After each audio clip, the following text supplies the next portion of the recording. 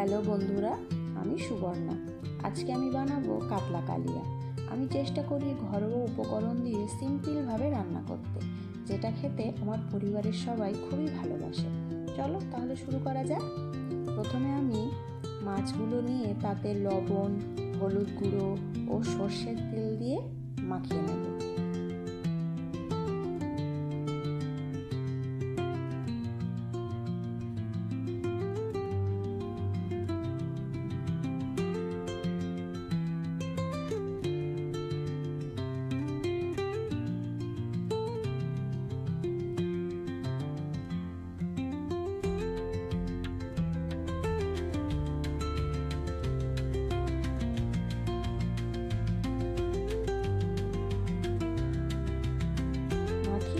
কিছুক্ষণ রাখার পর একটা ফ্রাইং প্যানে একটু সর্ষের তেল দিয়ে গরম করব।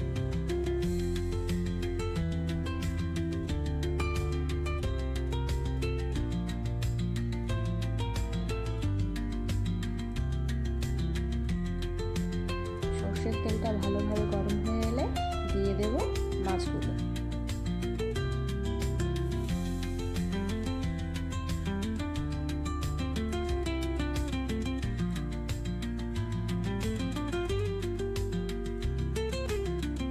মাছগুলো দিয়ে মিডিয়াম টু লো ফ্লেমে ভাজতে থাকবো।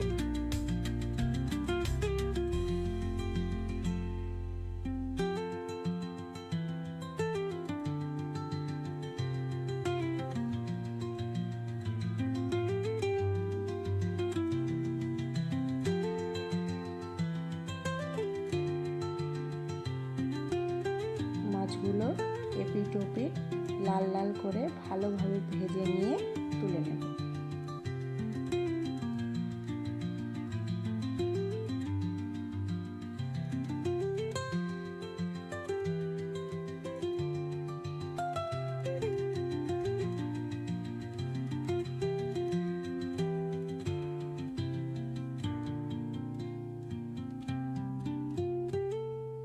তারপরে ওই মাছ ভাজার তেলেই ফোড়ন দিয়ে দেব একটা তেজপাতা, শুকনো লঙ্কা, দারচিনি, এলাচ, লবঙ্গ ও জয়িত্রী।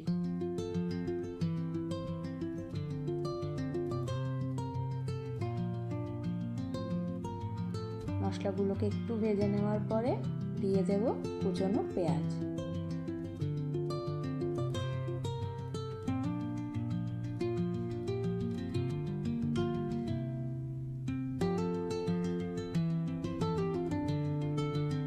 পরে দিয়ে দেব কাঁচা লঙ্কা।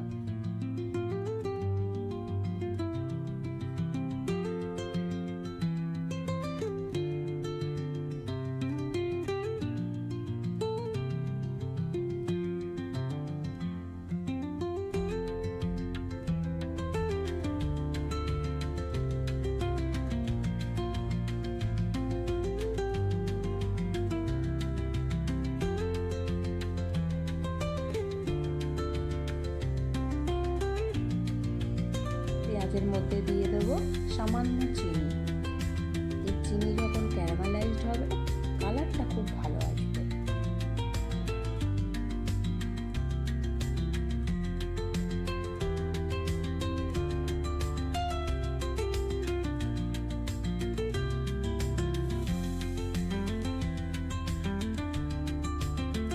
পেঁয়াজ বাদামি রঙের হয়ে ভাজা হয়ে গেলে দিয়ে দেবো পেঁয়াজ বাটা ও আদা রসুন বাটা।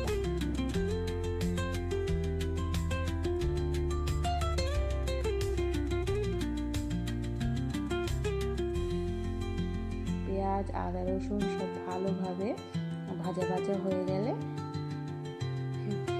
এবারে দিয়ে দেবো কিছু গুঁড়ো মশলা, যেমন জিরের গুঁড়ো, ধনের গুঁড়ো, কাশ্মীরি লঙ্কার গুঁড়ো ও হলুদ গুঁড়ো। মশলা দেওয়ার পরে ভালোভাবে মিশিয়ে ভাজা ভাজা করে নেব।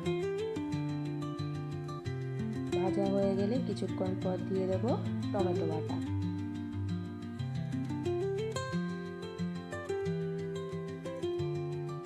টমেটো বাটা দিয়ে ভালোভাবে কষবো যাতে টমেটোর কাঁচা ভাবটা চলে যায়।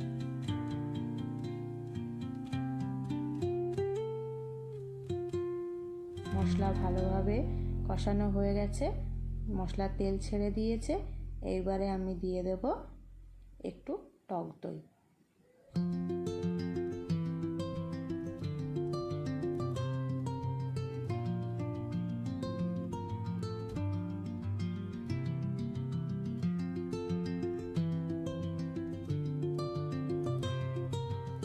টক দইটা দেওয়ার সময় গ্যাসের ফ্লেমটা একদম লো রাখতে হবে, যাতে টক দইটা ফেটে না যায়।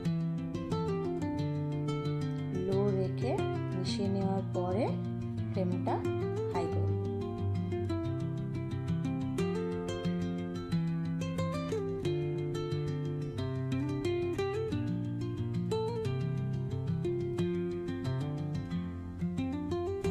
টক দই দিয়ে মশলা কষানোর পরে কিছুক্ষণ পর দিয়ে দেব লবণ, একটু চিনি।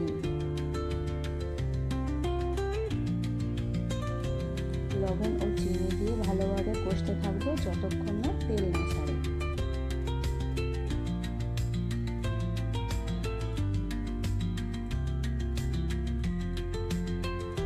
তেল ছেড়ে দিয়েছে, এবার পরিমাণ মতো জল দিয়ে ফুটতে দেব।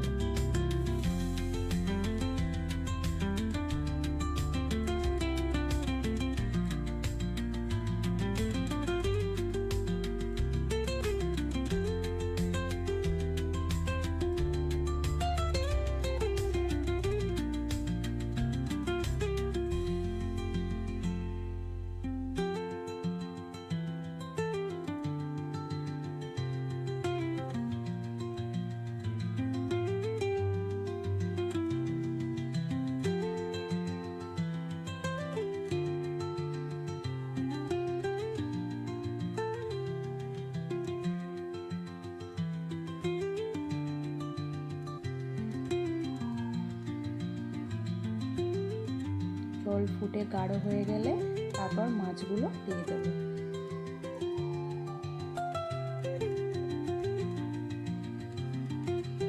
মাছ দেওয়ার পরে ঢাকনা চাপা দিয়ে কিছুক্ষণ লো ফ্লেমে রান্না করব।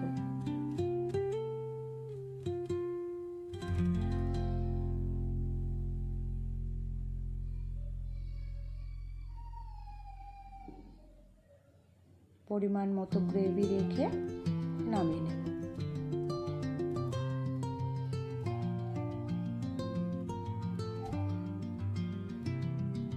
এই সিম্পল কাতলা কালিয়াটা আপনাদের কেমন লাগলো অবশ্যই জানাবেন।